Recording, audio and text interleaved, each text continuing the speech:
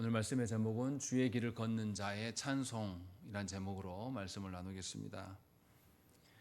다윗은 사무엘하 22장을 통해서 자신의 인생의 전체를 결론짓고 있습니다. 우리는 그래서 세 부분으로 나눠서 읽었는데요. 제일 처음에 다윗이 불의함과 사망에 둘러싸여 있을 때에 다윗이 하나님께 피했다라고 고백을 합니다. 그래서 하나님께서 자신에게 피하는 다윗을 구원하셨어요. 근데 구원만 하신 게 아니라 원수들을 치셔서 구원하신 것만이 아니라 하나님께서 시내 산에 임재하셨던 것처럼 또 하나님께서 홍해를 가르셔서 원수들을 물리치신 것처럼 온 우주 만물의 기초와 근원이 누구에게 있는지를 하나님은 동시에 보이셨습니다. 구원과 하나님이 어떠한 분이신가를 동시에 보여주심으로 말미암아서 다윗은 누구보다 하나님께 피하는 것이 가장 기쁜 일임을 깨달았습니다. 그리고 그래서 다윗이 그 이후로도 적군들과 원수들 사이에서만 존재하는 것이 아니라 그 이후로도 자신의 의로움, 자신의 완전함은 하나님의 말씀을 따르는 삶이었다라고 우리가 지난주에 보았습니다. 그래서 하나님의 법도대로 살아감으로써 다윗은 하나님의 완전함을 따르는 그 완전함을 누릴 수 있기 때문에 다윗은 적진을 향해서 달려갈 수 있다고 말했어요. 또 그리고 다윗은 적군의 성벽을 뛰어넘는 그런 놀라운 담대함도 보일 수 있다고 이야기를 했습니다. 그리고 나서 이제 오늘 본문 3은 32절 이후로부터 인생에 자기가 찬양해야 될 내용이 무엇인지 그리고 하나님께서 자신을 어떻게 인도하시는지를 고백하고 있습니다. 우리는 하나님의 인도하심과 찬양에 대한 그 오해가 상당합니다. 하나님의 인도하심을 놓고 우리는 어떻게 생각하냐면 하나님이 전적으로 다 하니까 나는 할 거 없는 것처럼, 그래서 아무것도 하지 않고 무의도식하면서 그냥 종교생활 정도만 하면 하나님이 인도하실 것이다 라는 그 착각 속에 살아갑니다. 또 하나님을 찬송하는 것에 있어서도 하나님의 어떠하심을 알고 찬양하는 것이 아니라 하나님에 대해서는 무지한 채로 내 육신의 삶이 좋아지면 찬양하는 그런 방식의 찬양만을 하는 경우가 많습니다. 그런데 다윗은 그렇게 하지 않아요. 전혀 다른 방식을 우리에게 소개하고 있습니다. 오늘 우리가 그것을 보아야 된다는 것이죠. 그러할 때에 우리는 하나님의 인도하심을 따라 걸을 수 있고 그 하나님의 인도하심을 따라 걸어본 자만이 하나님을 진정으로 찬양할 수가 있는 것입니다. 그것이 오늘 본문에 놀랍게 잘 드러나 있어요. 그러면 이제 한 절씩 보면서 말씀을 나누겠습니다. 32절 보시면 여호와 외에 누가 하나님이며 우리 하나님 외에 누가 반석이냐라고 이야기를 합니다. 사무엘하 22장은 하나님의 반석 되심을 계속 강조합니다. 우리가 22장 초두에서도 뭐라고 했습니까? 시작할 때부터 2절에 보시면 여호와는 나의 반석입니다 라고 이야기했어요. 그때 반석이 무슨 뜻이라고 그랬죠? 흔들리지 않는, 항상 우리를 향하신 하나님의 언약적 신실함을 반석이라고 말씀했어요. 하나님은 우리가 언약을 잊어버릴 때, 또 언약을 알고도 하나님의 언약을 지키지 않고 내던져놓고 있을 때도 하나님은 변함없이 그 언약을 근거로 우리를 살피시는 하나님입니다. 그래서 하나님의 반석 되심을 이야기할 때는 하나님의 언약적 신실함이 당연히 따르는 거예요. 그런데 초두에서도 그 이야기를 했고 중간 부분인 32절에서도 하나님이 반석이시다라는 것을 고백을 합니다. 그리고 후반부에 가서도 47절 말씀 보세요. 여호와의 사심을 두고 나의 반석을 찬송하며 라고 되어 있습니다. 여전히 하나님의 반석 되심을 고백하고 있는 것이에요. 그러니까 22장 전체에서 하나님의 언약적 신실성에 대해서 지금 우리에게 이야기를 하고 있어요. 사람은 상황과 환경이 바뀌면 변해버립니다. 또 사람은 상황과 환경이 그대로인데 마음이 변덕스러워서 또 변합니다.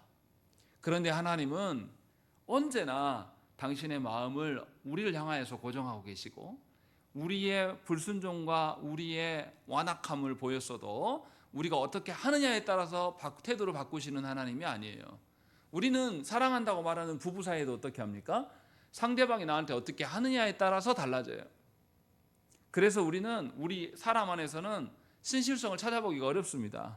그런데 다윗은 하나님의 신실하심에 피한다라고 이야기를 하고 있는 거예요. 하나님의 그 고정하심, 하나님의 변덕이 없으시고 신실하신 그것을 근거로 다시금 시작해요, 말을. 우리가 이것을 잘 이해해야 됩니다.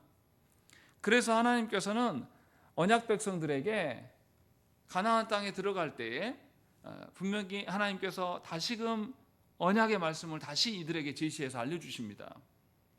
언약적인 신실함이 내가 있기에 너희가 언약을 붙들면서 할 것이다 라고 하나님 말씀하셔요. 그래서 신명기의 전체의 말씀은 언약의 복과 저주의 말씀들을 계속 반복해서 가르쳐 주십니다.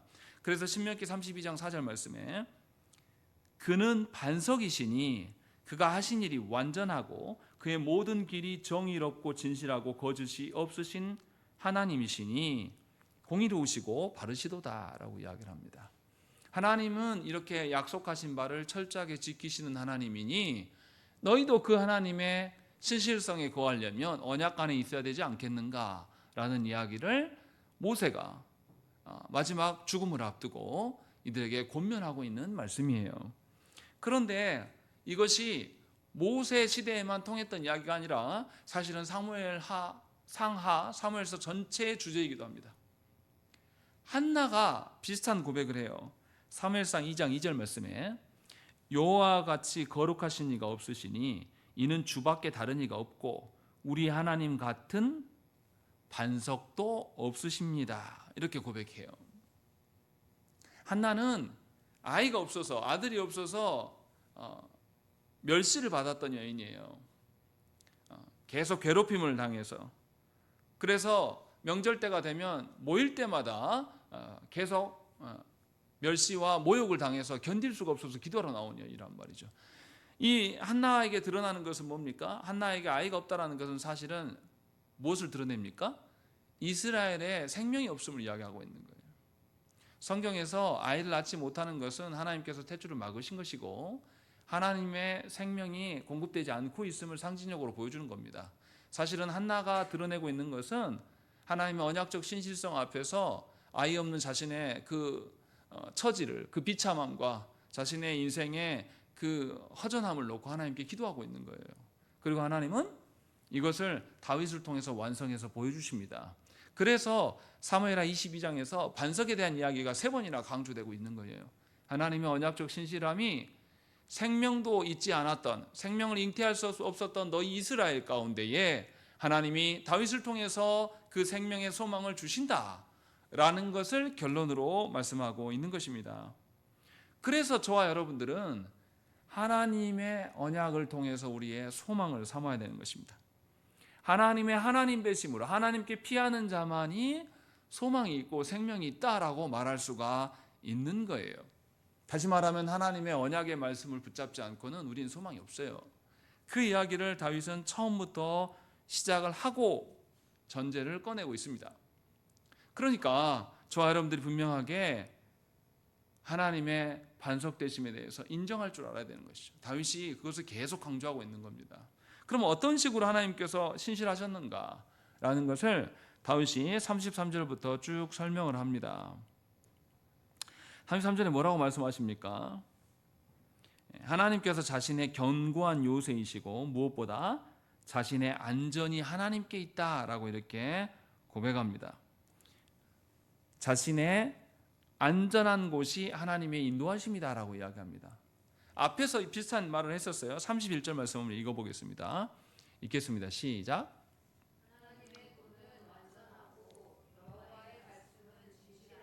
예, 여기에서도 보면 하나님의 도, 여기는 도는 길이라는 뜻이죠. 하나님의 길, 하나님의 말씀, 이것이 완전하다라고 분명히 다윗은 앞에서 고백을 했습니다. 그리고 실제로 자신이 하나님의 길, 하나님의 도를 따라서 걸어보니까 정말로 안전하더라라는 것을 지금 밝히고 있는 겁니다. 그래서 하나님께서 그러면 자신을 어떻게 인도하시는가?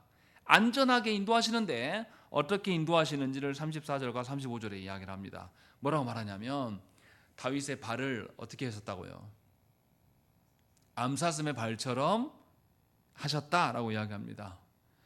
여러분 혹시 본 적 있습니까? 들판에서 노루나 뛰어가는 거 한번 보신 적 있어요? 저는 여러 번 봤어요. 어렸을 때. 사람처럼 뛰지 않습니다. 이렇게 산에 겨울 되면 이렇게 먹을 것이 없어 내려오거든요. 근데 산 가까운 논이 어떻게 되어 있습니까? 계단식으로 되어 있어요. 그런데 이 논 하나하나를 점프 한 번으로 확 뛰어납니다. 여기서부터 저 문까지는 그냥 한 방에 넘어가요. 굉장히 가볍게 넘어갑니다. 통통 튀면서 도저히 못 잡아요, 사람이. 다윗이 지금 그 이야기를 하고 있는 겁니다. 그러니까 다윗의 발이 암사슴의 발처럼 되었다라는 것은 다윗에게 장애물이 있다는 겁니까? 없다는 겁니까? 장애물을 하나님 다 제거하셨다라는 거죠. 아주 가볍다는 거. 그래서 다윗이 어디에 서 있다고요? 다윗이 지금 어디에 서 있다고요? 높은 곳에 세워주셨다라고 얘기합니다. 자기가 섰다라고 말하지 않아요. 하나님께서 나의 발을 붙드셔서 어떤 장애물도 없게 하셔서 자신이 높은 곳에 서 있다라고 이야기를 합니다. 그리고 35절에 뭐라고 합니까? 읽겠습니다. 시작.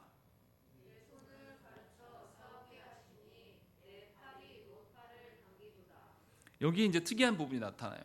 하나님께서 분명히 앞에서 원수들의 손에서 구원하셨잖아요. 그런데 다시 하나님이 싸우게 하시는 것이 조금 이상해요. 그렇죠? 우리는 문제가 해결되면 끝난 것으로 생각을 합니다. 그런데 하나님은 다시 다윗을 싸우게 하시는 거. 이거 뒤에서 설명할 겁니다. 그런데 어떻게 싸우게 하시냐면 하나님의 팔이 막아주신다라고 하지 않아요. 누구보다 싸우라는 겁니까? 이게 팔이 누구 팔이에요? 35절의 팔이에요. 다윗의 팔입니다. 다윗의 팔이 노화를 당기는도다. 내 손을 가르쳤어요, 하나님께서. 싸우는 방법을 가르쳤단 말이에요, 하나님이. 그러니까 지금 뭐 하는 겁니까? 전쟁에 앞서서 하나님께서 다윗을 전쟁 준비를 시키고 있다는 거예요. 그런데 평상시에 다윗이 하나님이 명령하신 대로 계속 뭐 합니까? 가르쳐 주신 대로 배우고 실제로 쏴보는 거예요. 그래서 계속 훈련하고 있는 겁니다. 그러니까 다윗의 팔이 어떻게 됩니까? 근육이 붙어요. 그리고 강력해집니다. 하나님께서 이렇게 자신을 인도하신다라고 말씀하고 있는 거예요. 여기서 하나님께 인도하심을 우리가 생각을 해봐야 됩니다. 조국 교회에 수많은 성도들이 하나님의 인도하심에 대해서 아주 오해하는 바가 있어요. 자신은 하나님의 말씀에 따라서 훈련받을 생각은 추호도 없으면서 그저 하나님께서 오셔서 모든 일을 해결하는 것이 은혜라고 생각하는 분들이 있습니다. 그러나 우리가 앞에서도 읽어왔지만 다윗이 원수들 앞에서, 대적들 앞에서 사망의 음침한 그 사망 가운데 둘러있을 때 하나님 이미 구원하셨어요. 그런데 하나님은 또 뭐 하냐면 전쟁 준비를 시키고 계십니다. 거기에서 문제 해결로 끝나는 게 아니란 말이에요. 하나님의 인도하심이라는 것은 우리를 다시금 하나님 나라의 군사로서 전쟁터로 밀어넣으시기 위하여서 우리 자신을 군사로 만드시는 거예요. 그래서 하나님의 인도하심이라는 것은 하나님이 인도하시니까 나 할 것이 없다. 적당하게 주일성순하고 11조하고 그냥 무의도식하면서 아무것도 하지 않은 채로 내가 해왔던 방식대로 그대로 신앙생활을 하는 것이 하나님의 인도하심을 따라가는 것이 아니라고 지금 다윗은 말하고 있는 거예요. 하나님의 구원하심을, 하나님이 온 우주 만물의 기초가 되시고 반석이 되시는 것, 그래서 바다를 마르게 하시고 시내 산에서 하나님께서 놀랍게 역사하신 것을 보았어요. 그것을 본 사람이 느끼는 것은 뭐냐면 이제 하나님이 할 거 다 했으니까 나는 할 거 없어. 야, 나 누워서 TV나 보고 떡이나 먹을래. 뭐 이런 방식이 아니라 하나님이 자신을 계속 훈련시켰다라는 거예요. 전쟁에 나가게 하기 위하여서. 그 이야기를 지금 하고 있는 거예요. 하나님의 강력한 오른팔이 모든 것을 다 해치워주고 나를 그냥 두는 것이 아니라 나를 실제로 강하게 한단 말이에요. 제 아들이 초등학교 1, 2학년 때 그렇게 친구들하고 나가고 놀고 싶어요. 그래서 광장으로 나가서 놀아라. 놀다 보면 어느 날 누구한테 두들겨 맞고 와가지고 엉엉 울고 옵니다. 그러면 그때마다 부모로서 마음이 상하죠. 근데 저는 나가서 어떤 놈의 새끼가 그랬어 하면서 찾아가지고 걔를 혼내지 않았어요. 저는 아이가 그 스스로 해결할 수 있는 방법을 찾기를 바라요. 그래서 걔네들 앞에 가서 혼내지 않습니다. 우리 아이가 거짓말할 수도 있거든요. 가서 누가 그랬는지 물어보고 불러서 이야기를 시키고 서로 자기들끼리 해결하도록 그냥 지켜만 봤습니다. 아이 입장에서는 억울했을 거예요. 아빠가 왔을 때 오면 다 이리 와 해가지고 다 혼내주고 해결해 줄 줄 알았는데 그렇게 하지 않고 너 친구랑 이야기해봐. 어떻게 됐어? 이렇게 하면 굉장히 기대하는 바와 다른 태도에서 아이가 약간 이상한 표정을 지을 때도 제가 몇 번이나 봤어요. 근데 정말 자녀를 사랑하면 아이가 강력해지는 거, 아이가 더 성장하는 게 중요한 것이지 지금 당장 아이 기분 풀어주는 게 중요한 게 아니거든요. 어리석은 부모는 가서 아이가 해야 될 몫을 부모 자신이 해치워버립니다. 제가 너무나 안타깝게 생각하는 것은 대한민국 학부모들이 전부 그 모양이라는 거예요. 그래서 자기 새끼 얼굴에 스크래치 하나 나면 바로 학교에 전화합니다. 그리고 학폭 열어달라고. 자기 자녀가 항상 피해자예요. 그러니까 애들이 나이가 먹어도 전부 다 모양새가 이 마음 상태가 다 초등학생 미만 유치원생 수준입니다. 기가 막혀요. 그러나 우리 하나님은 그렇게 다스리시지 않습니다. 우리 하나님은 분명하게 누구를 강하게 하시냐면 부르신 우리 자녀들을, 부르신 우리 언약 백성들 자체를 하나님께서 강하게 하시는 분이에요. 다윗은 지금 그 이야기를 하고 있는 겁니다. 그러니까 우리가 예수 믿었다고 하면 우리는 하나님 나라의 군사 되려고 소망을 가져야 돼요. 우리가 하나님 나라를 대변하는 자로 서 있어야 된단 말이죠. 목사나 장로만이 하나님 나라를 대변하는 자가 아니라, 설교자들만이 이 나라의 복음을 짊어지고 가는 자가 아니라 모든 성도가 하나님 나라를 대변할 수 있는 자로 주의 군사로 서라고 지금 말씀하고 있는 것이고, 그래서 하나님은 다윗의 팔이 일반 활이 아니라 놋활, 무거운 놋활을 쏠 수 있도록 하나님께서 훈련시키셨다라는 고백을 하고 있는 겁니다. 그러니 하나님의 인도하심을 받는 성도라면, 하나님의 인도하심을 정말로 믿고 신뢰하는 성도라면 하나님의 말씀을 읽는 것이 당연한 의무인 것이고, 하나님의 말씀대로 살아보려고 하는 노력이 당연하게 드러날 수밖에 없는 거예요. 그렇지 않고 그저 종교생활 몇 가지를 하면서 내가 할 바 다 했다라고 생각하는 사람은 결탄코 신앙이 자라지 않습니다. 수십 년 교회 안에 있었어도 계속 유아적인, 아직도 기저귀 찬 그런 성도의 삶을 살아가는 분들이 교회 안에 차고 넘쳐요. 그러니까 한국 교회 안에서 드러나는 이야기가 뭐냐면 맨날 상처받았다는 이야기를 하는 겁니다. 너무 마음이 아파요. 세상 사람들보다 더 수준이 낮아요. 세상 사람들은 술 한잔 먹으면서 다 풀어요. 근데 어찌된 내용인지 그리스도인들은 수십 년간 교회 안에서, 그 좁은 교회 안에서 싸우면은 계속 싸우면서 서로 피하면서 합니다. 기가 막힐 정도예요. 그러나 분명히 다윗은 이야기를 합니다. 하나님의 인도하심을 받는 사람, 그것이 안전하다고 믿는 사람은 하나님이 훈련시키는 과정 안에 놓이고 있고, 그래서 일반 활이 아니라 놋활을 쏘게 된다라는 것을 우리에게 고백하고 있습니다. 여러분들은 하나님 앞에서 주의 군사로 서려고 사는 사람입니까? 아니면 육신의 문제만 하나님이 그저 해결해 주면 태평하니 무의도식하면서 살려고 하는 성도입니까? 잘 생각을 해보셔야 돼요. 과연 내가 하나님의 부르심 앞에서 주의 나라를 대변하고 주의 나라를 대표하는 자로 살아가고 있는가? 아니면 그저 내 앞가름이나 하고 내 인생에서 아무런 문제 없이 무탈하게 사는 것이 목적인지 돌아보셔야 한다는 것이죠. 그렇지 않으면 다윗이 하는 고백을 할 수가 없다고 지금 말하고 있는 거예요. 더 뒤에 더 큰 다윗의 고백이 나타납니다. 이제 보십시오. 그래서 하나님께서 어떻게 하셨냐? 36절에 주께서 또 주의 구원의 방패를 내게 주시며 주의 온유함이 나를 크게 하셨나이다 라고 이야기를 합니다. 하나님의 훈련의 결과가 어떻게 나에게 드러났는가를 이야기를 합니다.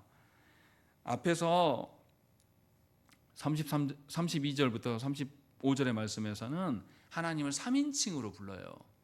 우리 하나님 이렇게 부른단 말이죠. 그런데 36절과 37절에서는 바뀝니다. 2인칭 주님으로 바뀌어요. 그리고 하나님 앞에 고백합니다. 하나님께서 나의 구원의 방패를 내게 주셨고 나의 주의 온유함이 내게 있습니다 라는 것을 고백하고 있어요. 하나님 앞에 뭔가를 고백하고 있는 거죠. 하나님 앞에 뭔가 힘을 얻고 있다고 지금 말하고 있어요. 그런데 이상한 표현이 나타나지 않습니까? 전쟁에 나가는 사람이 36절에 뭐라고 합니까? 뭘 말합니까? 전쟁과 어울리지 않는 표현이 있잖아요. 예, 온유함을 이야기한단 말이죠. 이거 온유하다는 말이 무슨 말입니까? 분명히 전쟁을 앞두고 하나님은 다윗을 훈련시키셨어요. 하나님의 인도하심이라는 것은 아무런 문제가 없고 만사형통하고 편안한 길을 걸어가는 것이 아니라 하나님 나라의 전쟁에 앞두고 있기 때문에 주의 군사로서 훈련시키고 근육을 키워가는, 영적인 근육을 키워가는 일들이다라는 것을 다윗이 밝혔고, 그렇게 영적인 근육을 키워가는, 전쟁에 참여하는 군사로서 서 있는 사람에게 갑자기 온유함을 이야기한단 말이죠. 이게 무슨 의미인지 우리가 알아야 한다는 것이죠. 아무리 훈련을 받아도요, 실전에 나가면 사람이 어떻습니까? 아무리 훈련을 받아도 실전에 가면요, 그 전장의 실전에 나가면 공포에 압도당합니다. 아무리 수류탄 소리가 크고 대포 소리가 크다고 이렇게 말해도요, 아무리 말해도 와닿지가 않아요. 그런데 실전에서 나가서 총을 한 발 쏴보면 뭔 말인지 알게 됩니다. 정신이 없어요. 내가 총 쏜 소리에 내 귀가 멀어요. 아무것도 안 들립니다.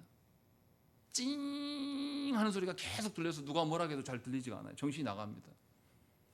수류탄을 한번 던지고 앞에서 앞선 전우가 던지고 터지는 소리를 들리면 땅이 흔들리는 걸 경험하면서 압도당합니다. 그런데 전쟁에 나가요.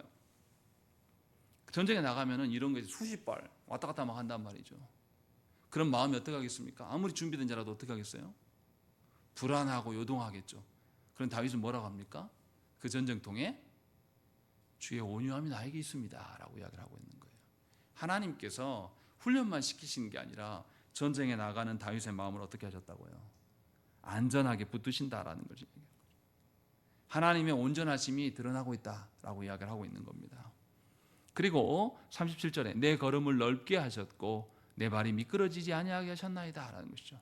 전쟁에 다시 나가는 다윗의 마음이 암사슴처럼 가볍게 뛰어다니는 거예요. 총 쏘는 사이에요. 제가 이등병 때 사격훈련을 갔는데 이 사격을 쏘면 표지판이 있어요.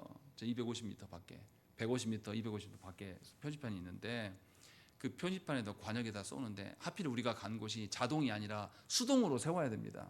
끝나고 나면 표적지를 갈아야 돼요. 그래서 병장 한 명하고 저하고 같이 가서 이제 엎드려 숨어 있어요. 총알이 막 이렇게 우리 둔덕 위 밑에 있는데 막 날라온단 말이죠. 그래서 저쪽에서 신호가 딱 나오면 총소리가 멈춰야지 나가야 돼요. 굉장히 무섭습니다. 우리 전우 중에 한 명 실수라도 한 방 당긴 것이 나한테 맞으면 죽을 수도 있고, 또 총알이 바위에 맞아가지고 튕겨서도 날라와 죽기도 하거든요. 굉장히 떨려요. 발걸음이 잘 안 떨어집니다. 표적지 뛰는데 막 손이 떨려요. 쏠까봐 무서워서. 전쟁에 나갔단 말이죠. 그런데 하나님께서 다윗의 발을 가볍게 하시고 넓게 하셨다. 미끄러지지 않게 하셨다. 훈련하셨던 것처럼 그대로 신실하게 행하시는 하나님이다 라는 것을 고백하고 있는 것입니다. 그러니까 하나님께서는 전쟁에 임하는 그의 심령의 상태까지도 하나님의 온유함으로 덮으시고 계심을 지금 이야기를 하고 있는 겁니다. 그래서 이제 다윗에게 일어난 전쟁의 결과가 무엇인지를 38절부터 쭉 이야기를 합니다. 보세요. 38절. 내가 내 원수를 뒤쫓아 멸하여 싸우며 그들을 무찌르기 전에는 돌이키지 아니하였나이다 라는 것이죠. 이 전쟁은 하나님의 승리를 위한 전쟁이에요. 그래서 주어진 사명으로 알고 전쟁에서 중도 포기하지 않고 끝까지 달렸다고 이야기를 합니다. 하나님이 주신 사명 앞에 끝까지 걸어가는 자가 하나님 앞에 온전하게 설 수가 있습니다. 하나님 주신 사명을 따라서 변함없이 끝까지 그 은혜를 붙잡고 걸어가는 사람이 진정한 신자로 살 수가 있는 것이에요. 우리가 아무것도 없고 잃어버릴 것 다 잃어버리고 마지막 순간에 섰을 때 주께 돌아오는 경우가 허다해요. 그런데 그때 주셨던 은혜가 우리가 다시 조금만 있어지고 뭔가 우리에게 주어진 것이 생기면 다 잃어버립니다. 없었던 것처럼 행동하는 것이죠. 그러나 다윗은 분명하게 이야기합니다. 하나님의 전쟁에서 나는 돌이키지 않았다. 39절에 내가 그들을 무찔러 전멸시켰더니 그들이 내 발 아래 엎드러지고 능히 일어나지 못하였나이다. 하나님의 명하신 일들 앞에 변함없이 그 일에 행하고 있음을 지금 이야기를 해요. 그런데 이것이 자기의 자랑이 아니에요. 40절에 뭐라고 합니까? 우리 읽겠습니다. 시작.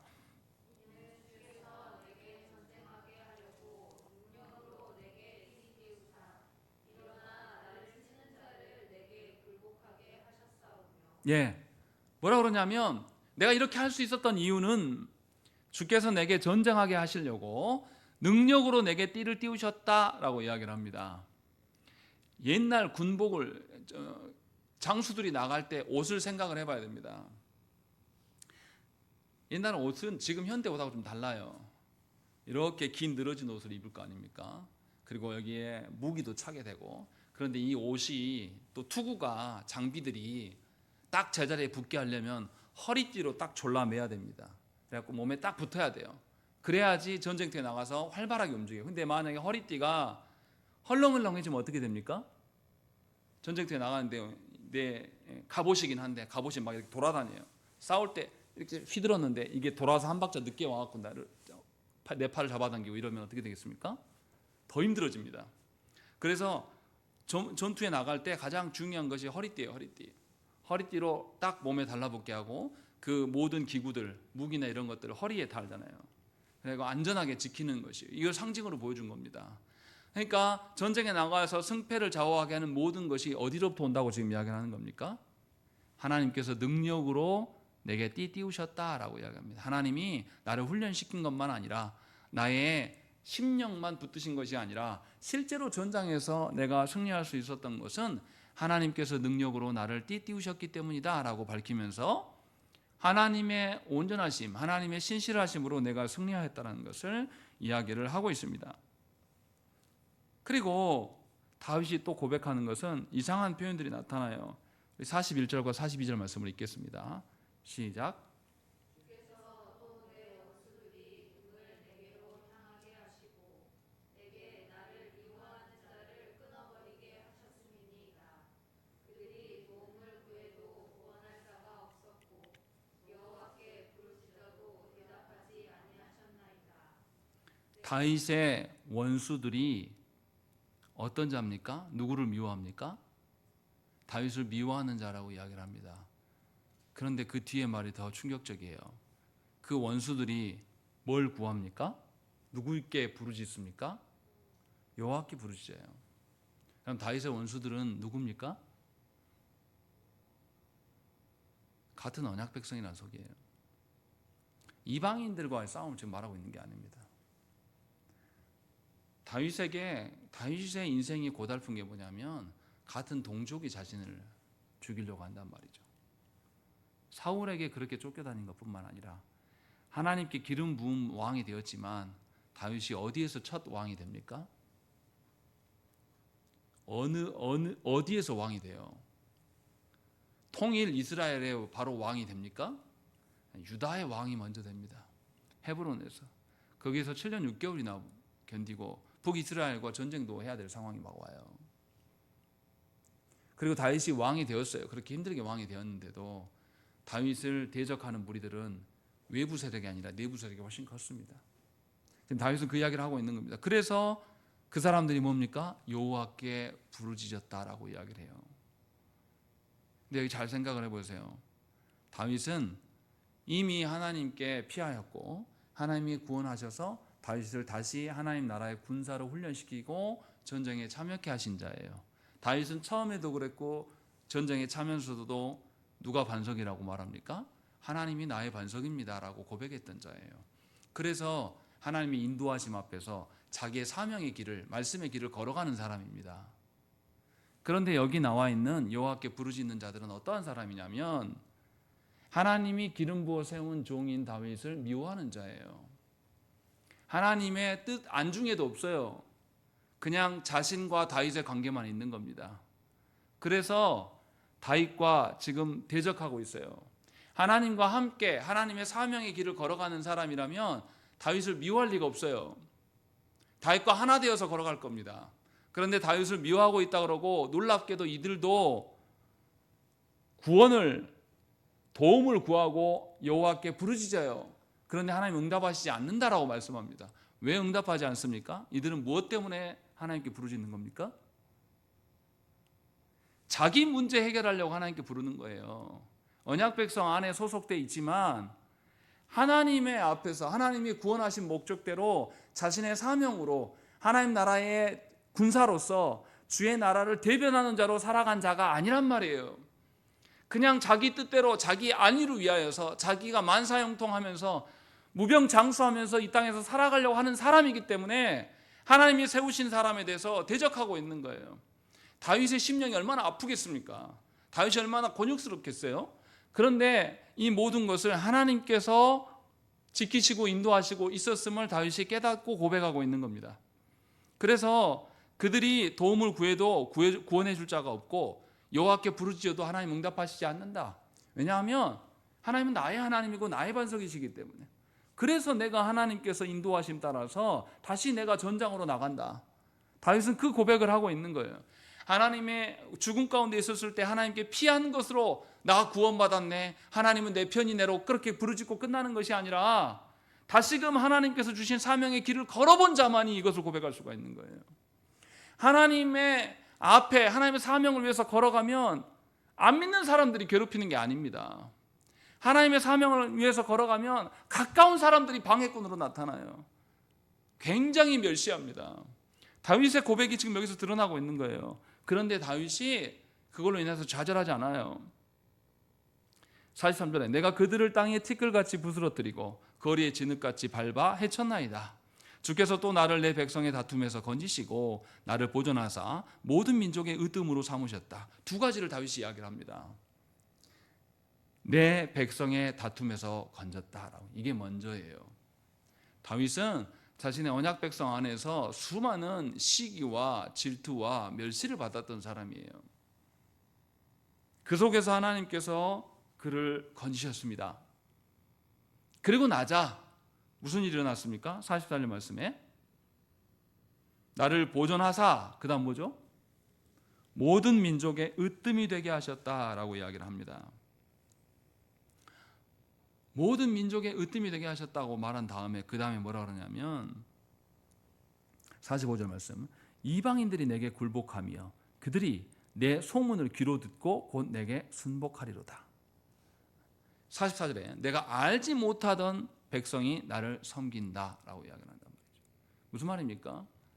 언약 백성 안에서 하나님의 사명을 방해하고 나를 미워하는 하나님의 사명 따라 주의 군사로 살아가는 것에 대해서 무시하고 멸시하는 자들을 다 하나님 앞에서 극복하고 난 뒤에 보니까 이제 이방인들도 내 소문을 다 들었어요. 그리고 내가 알지도 못하는데 와가지고 엎드려 내 앞에서 벌벌 떨면서 승복한단 말이죠. 이게 얼마나 이상한 일이겠습니까? 하나님께서 명하신 대로 사명의 길을 그냥 구원받고 내가 내 문제가 해결돼서 끝난 게 아니라 그것을 깨닫고 이제는 내가 내 인생을 사는 게 아니라 하나님이 명하신 사명의 길로 내가 걸어가겠다. 그 걸어가는 자에게 방해자들이 나타났는데 그 방해자가 나와 가까운 사람들이고 교회 안의 사람이에요. 이 사람들을 극복하고 나니까 전쟁을 하지도 않았는데 내 소문만 듣고 어떻게 했다고요? 이방인들이 그냥 와서 항복해버린단 말이죠. 다윗의 마음이 어떻겠어요? 이것이 하나님이 나의 반석 되시구나 라는 것을 고백할 수밖에 없지 않겠습니까?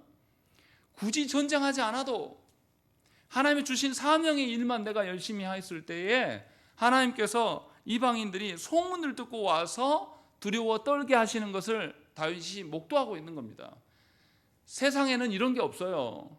세상의 승리라는 것은 반드시 전쟁을 해야 됩니다. 그렇게 해야지만 되는 것인데 하나님은 전쟁을 행하지도 않게 하시고 소문을 듣게 하심으로 말미암아서 다 떨고 하나님께 엎드리게 하셨단 말이죠. 우리가 생각을 해봐야 됩니다. 이스라엘 백성들이 가나안에서 나올 때 하나님의 놀라운 10가지 심판을 다 보이셨어요. 그런데 이스라엘 백성들이 홍해 앞에 섰을 때 이들이 두려워하고 모세를 원망했습니다. 뒤에 군사들이 쫓아오니까 그때 하나님 어떻게 하십니까? 생각지도 못한 방식으로 홍해를 갈라요. 이스라엘 백성만 건진 게 아니라 하나님 뭐 하십니까? 쫓아오던 애굽의 군대를 다 어떻게 해요? 물에다 싹 수장시킵니다. 그때 이스라엘에 어떤 일이 일어나냐면 출애굽기 15장 14절과 15절 말씀에 여러 나라가 듣고 떨며 블레셋 주민이 두려움에 잡히며 에돔 두령들이 놀라고 모압 영웅이 떨림에 잡히며 가나안 주민이 다 낙담하나이다라는 것이죠. 하나님께서 행하시는 것을 보고 전부 겁에 떨었어요. 이스라엘 백성들이 자기 힘을 믿고 가나안 땅을 점령하는 게 아니에요. 처음부터 하나님 이걸 알려주셨어요. 가데스 바네아에 가서 정탐꾼을 보내고 나서 정탐꾼들이 돌아와서 뭐라고 합니까? 10명의 정탐꾼은 뭐라고 하죠? 저들 거인이야. 우리 힘으로 안 돼. 하나님 우리 죽이려고 강에 데리고 온 거야. 이런 소리만 계속 한단 말이죠. 그런데 놀랍게 하나님은 홍해를 가르셨을 때부터 홍해를 가르고 그 강력한 애국군대를 다 수장시키는 사건을 이미 가나안 7족속에게 그리고 앞길에 있는 다른 나라들에게 다 알렸어요. 그래서 이스라엘 백성들이 여리고 성에 정탐꾼을 보낼 때 기생 라합이 뭐라고 말합니까? 어떻게 기생 라합이 그들을 왜 도와준다고 말합니까? 내가 너희의 소문을 들었다. 우리 여리고 사람들은 너희의 소문을 듣고 뭐가 녹아버렸다. 간담이 녹아내렸다라고 이야기한단 말이죠. 굳이 안 싸워도 돼요. 하나님의 사명 앞에 신실하게 그 전쟁의 길을 걸어가는 사람이라면 하나님께서 친히 행하시는 것을 지금 다윗이 고백하고 있는 거예요.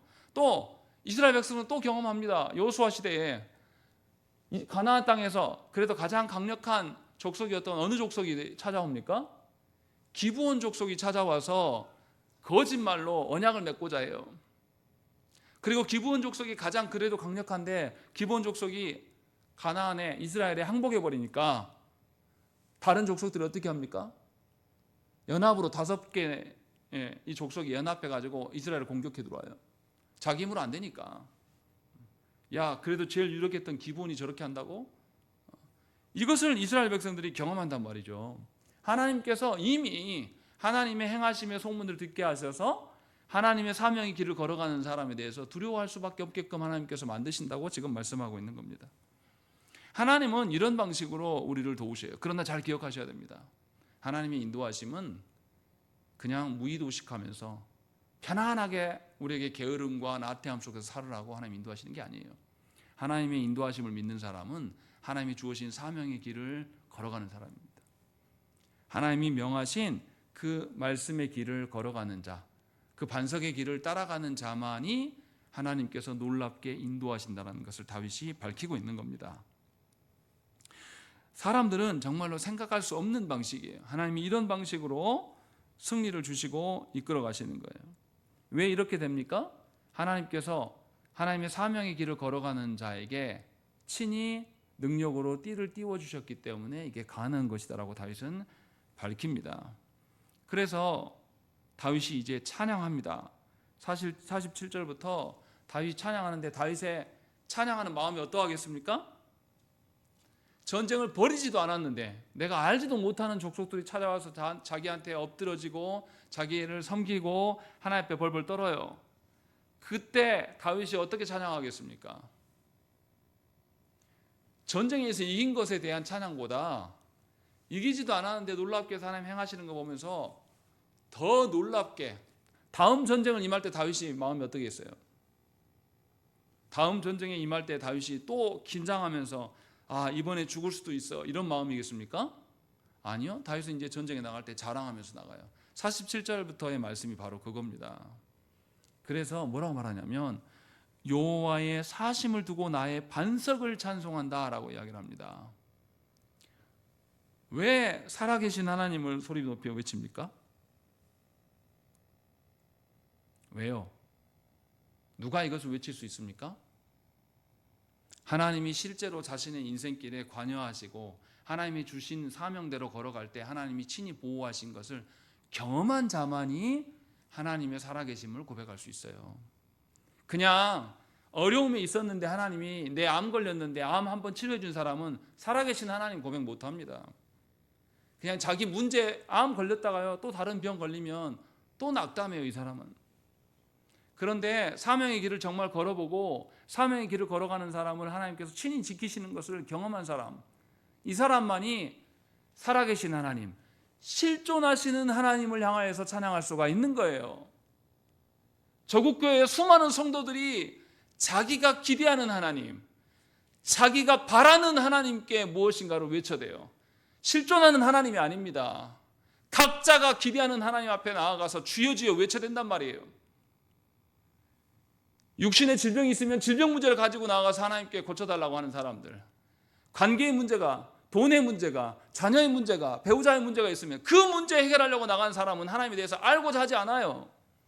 하나님이 어떠한 하나님인지 전혀 알 필요도 없고 문제 해결만 되는 사람들이에요. 그렇게 살아가는 사람들이 실제로 살아계시는 하나님을 말할까요? 그런 분들은 자기가 소원풀이한 하나님만 이야기해요. 그것은 실존한 하나님이 아닙니다. 살아계신 하나님에 대해서 말할 수가 없어요. 그런 사람들은. 그래서 다윗이 여호와의 사심을 두고 나의 반석 되신 분을 찬양합니다라고 이야기를 하는 거예요. 그러니까 저와 여러분들이 진심으로 하나님을 찬양한다면 하나님이 실존하시고 실제로 내가 하나님께 피하였을 때 신실하신 하나님의 언약을 근거로 나를 돌보심을 체득되어져야 한단 말이죠. 그런 자만이 다시금 하나님의 사명의 자리에 나아갈 때 두렵고 떨림으로 나가지 않아요. 그러나 자신이 기대하는 하나님, 자신이 만들어 놓은 하나님, 자기가 기대하고 만든 것을 우리가 뭐라고 합니까?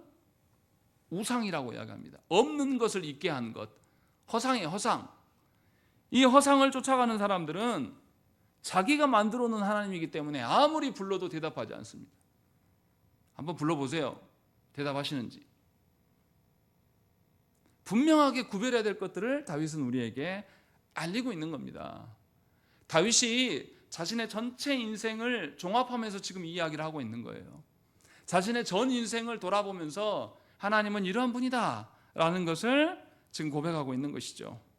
그래서 분명하게 다시금 사명의 길을 걸어갈 때 또다시 뭐라고 할 수 있냐면 하나님을 높일지로다. 전쟁이 임하는데 하나님을 자랑하고 나간단 말이에요. 하나님 도와주세요. 나 이번에도 두렵네요. 이런 방식이 아니라 이제는 하나님 선포하러 전쟁에 나가는 거예요. 자기가 싸우지도 않았는데 하나님이 이기게 하시고 자기가 자기의 동족들로부터 멸시를 받았을 때도 하나님께서 다 물리치시고 진정한 하나님이 누구신가를 우리에게 보여주셨어요. 그 하나님이 있다면 우리가 하나님을 드러내면서 살아갈 수밖에 없는 것이죠. 우리의 삶이 바로 이 전쟁터와 같습니다. 하나님께서 하나님을 알지 못하는 불신자들 틈바구니에 두셨던 이유가 우리가 그 속에서 살아가면서 그 세상에 닮아가면서 세상에 흡수되고 세상의 그 노름대로 따라가라고 하나님께서 세상에 주신 것이 아니란 말이에요. 하나님 나라의 어떠함을, 교회된 성도된 자들이 하나님 나라의 어떠함을 전하지 않으면 저 사람들은 알 길이 없어요. 그렇게 하나님 나라의 사명을 드러내라고 하나님의 실존하신 하나님, 살아계신 하나님, 우리의 반석 되시는 하나님을 우리의 삶을 통해서 드러내라고 하나님께서 우리를 불러놓으신 거란 말이죠. 그리고 그 길을 걸어가는 자만이 하나님 앞에 설 수가 있는 것이고 하나님을 자랑하는 인생을 살아갈 수가 있는 것입니다. 그래서 마지막 50절과 51절 말씀이 아주 특이해요. 다윗이 놀라운 고백을 합니다. 우리 읽겠습니다. 50절 51절 말씀 시작.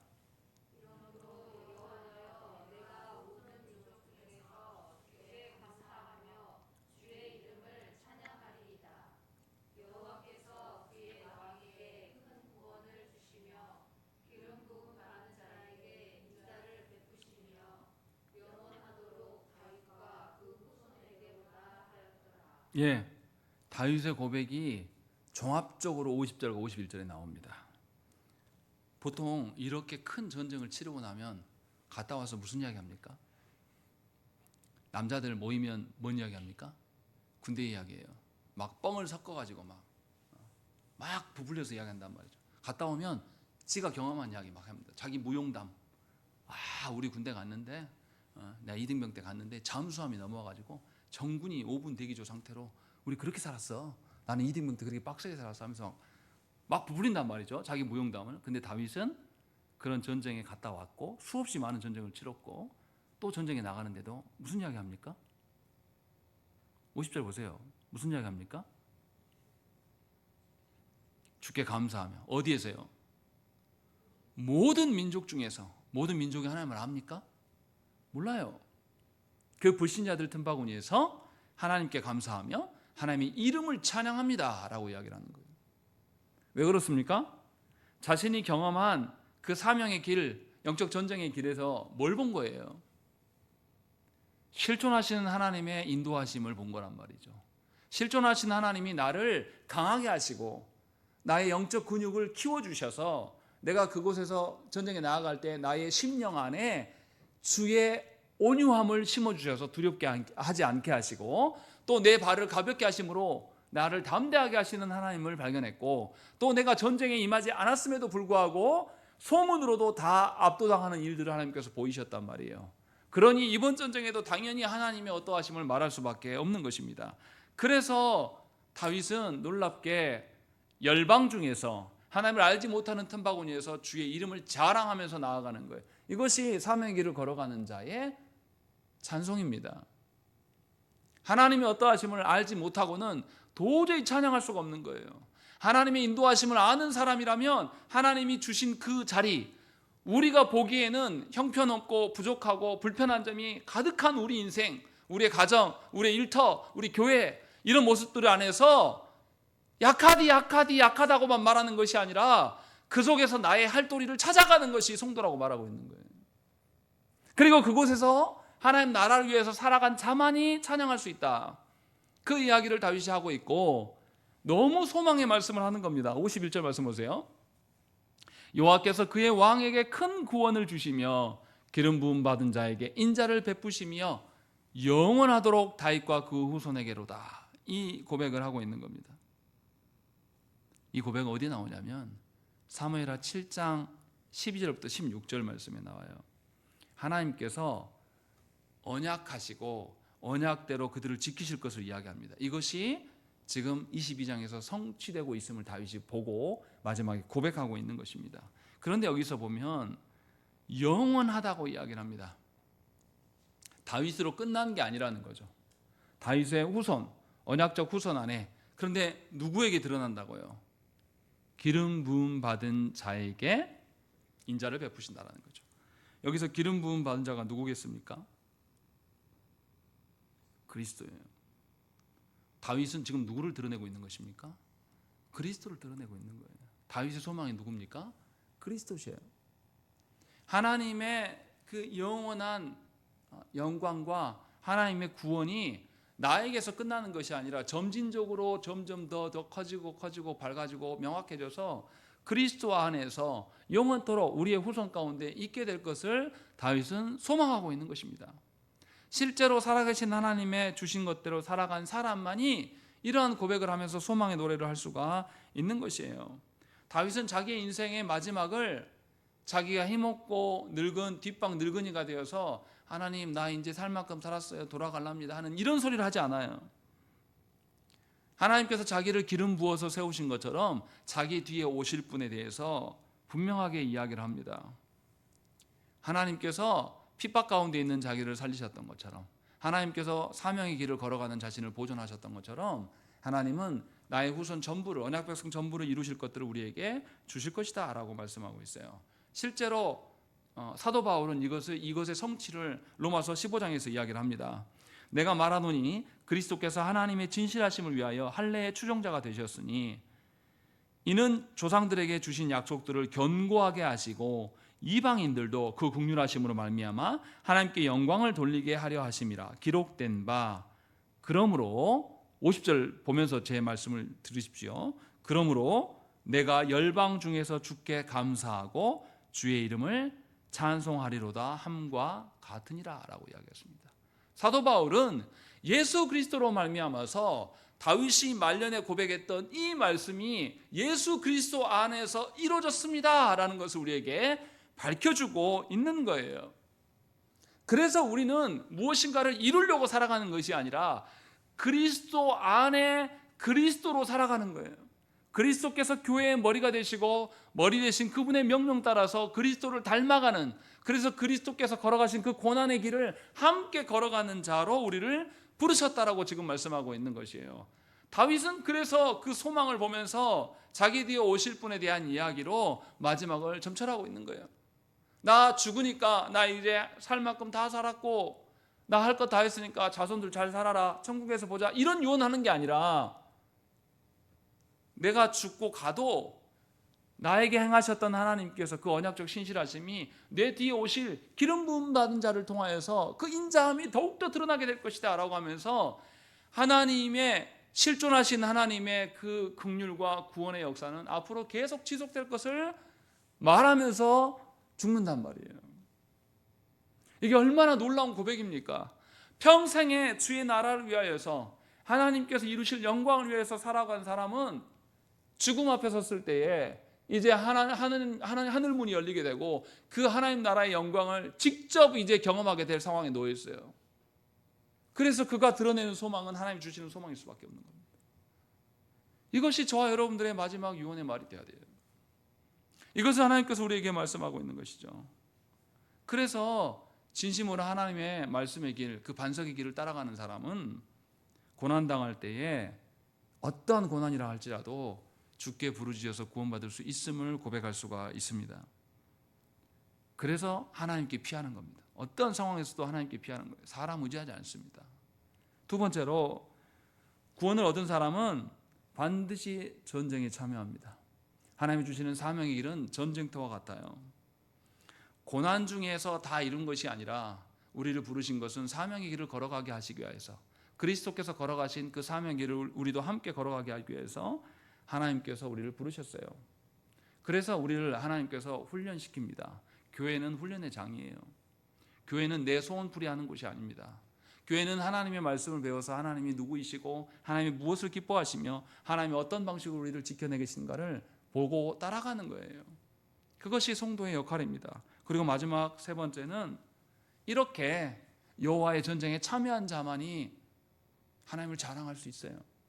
하나님을 향하여서 찬송할 수가 있는 것입니다.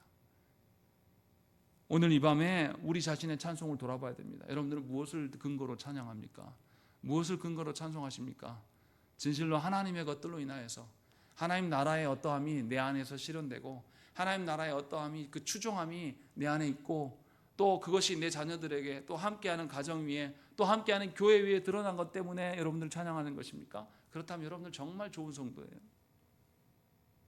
그러나 그렇지 않고 하나님이 누군지는 아무 관심도 없고 그냥 이 땅의 일들로만, 생각지도 않은 돈이 들어오고 생각지도 않은 건강이 다시 회복되고 생각지도 않은 자녀의 문제가 해결되고 이런 것으로 하나님을 찬양한다면 여러분은 아직도 멀은 거예요. 한 발짝도 떼지 않는 겁니다. 그러나 오늘 다윗은 분명하게 마지막 언약 백성들인 우리에게 누가 찬송할 수 있는가를 말해요. 누가 찬송할 수 있습니까? 반석이신 그 완전한 여호와의 도에 그 길을 걸어가는 자만이 하나님을 진정으로 찬송할 수 있고 하나님이 그 찬양을 받으십니다. 여러분들이 진정으로 하나님을 반석으로 여기시고 하나님의 그 도가, 그 말씀이 완전하다고 고백되어지시기를 빕니다. 하나님께서 우리의 문제만을 해결하신 분이 아니라 진실로 우리를 주의 나라의 군사로 사용하시기를 원하십니다. 그래서 우리를 불러놓으셨고 우리를 세우셨어요. 여러분들의 능력 없는 거 확인받고 낙심하지 마십시오. 하나님은 그냥 쓰지 않아요. 다윗에게 그랬던 것처럼 어떻게 하신다고요? 훈련의 과정을 반드시 거칩니다. 훈련 받는 일에 열심을 내십시오. 말씀을 배우는 일, 말씀대로 살아보려고 하는 일 쓰는 일, 말씀을 살아보려고 하는 사람만이 또 기도를 해요. 그래서 하나님의 말씀대로 살기 위해서 기도하십시오. 그래서 하나님의 온전한 길을 걸어가는 것이 얼마나 영광스러운 일인지. 세상 사람들은 돈과 사람의 관계로 살아가요. 그런데 우리는 하나님의 관계로, 하나님이 능력으로 띠를 입혀주신 그 띠를 붙잡고 우리는 살아가는 자들입니다. 진실로 여호와의 길을, 그 반석의 길을 걸어가시기를 간절히 축원합니다. 함께 기도하겠습니다.